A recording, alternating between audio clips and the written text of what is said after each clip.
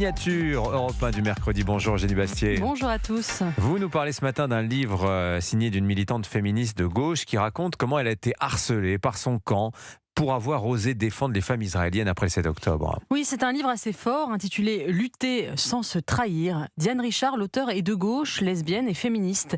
Elle était très engagée dans le collectif Nous Toutes, fondé par Caroline de Haas dans le sillage de MeToo pour dénoncer les violences sexistes et sexuelles.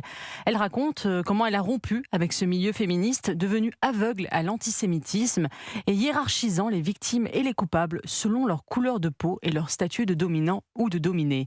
Le premier choc, dit-elle, a eu lieu au moment de la mort de Naël, où elle a vu des militantes féministes prendre la défense du militant de la France Insoumise Taha Bouaf, accusé de harcèlement, ou du membre du collectif Adama, Sami Eliès, accusé de violences sexistes. Petit à petit, dit-elle, l'antiracisme a dévoré le combat féministe. Et tout bascule au moment du 7 octobre. Oui, effectivement, après le massacre de 1200 Israéliens par les milices du Hamas, elle contemple avec effarement le silence, voire la négation de ces crimes dans son propre camp. Alors que des récits de violences sexuelles commises sur des femmes israéliennes émergent, Nous Toutes et la Fondation des femmes restent muettes.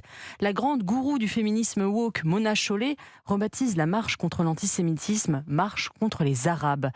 Les écrivaines Annie Ernaux et Virginie Despentes signent une tribune qui dit que le collectif Nous Vivrons, vous savez ce collectif qui soutient les femmes israéliennes, n'a pas sa place dans les luttes féministes car il soutiendrait une politique génocidaire.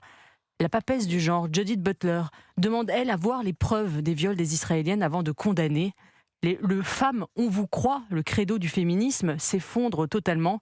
Me too unless you are Jew. Me too oui, sauf si vous êtes juive. Diane Richard ose alors critiquer la ligne du mouvement et les conséquences vont être terribles Alors pour elle. qu'est-ce qui va lui arriver ? C'est ce qui m'a le plus frappé dans ce livre, la violence des réactions à son endroit. Elle est traitée de facho, de traître, de collabo. Un torrent d'injures s'abat sur elle sur les réseaux. Ses amis lui tournent le dos. L'ONG où elle travaille, Plan International, subventionné en partie par des fonds publics, je le note, la licencie parce qu'elle a osé parler sur les réseaux sociaux des violences sexuelles du 7 octobre et du silence des organisations féministes. Diane Richard le reconnaît, notre militantisme est malade. Tout ce qui n'est pas de gauche ou même d'extrême gauche est désormais d'extrême droite. Bon, alors quelle leçon vous retenez de ce livre ? Alors déjà que la sororité est un fantasme pour petites filles. Dans la réalité, il n'y a pas plus toxique que les femmes entre elles. Ce qu'elle raconte de ce qu'elle a subi par d'autres militantes féministes est effarant de violence et de méchanceté. Ce livre montre aussi à quel point le sectarisme à gauche n'a jamais été aussi puissant. La pureté militante est exigée et la Palestine en est devenue le baromètre. Comme le dit Ouria Boutelja, ce qui se passe en Palestine est un test. Cela nous permet de juger de la solidité de nos alliés. Ce que montre ce livre, c'est aussi que l'intersectionnalité est une illusion. Les bourgeois blancs d'extrême gauche finiront tous, comme l'auteur, dévorés par la créolisation qu'ils ont soutenue avec aveuglement.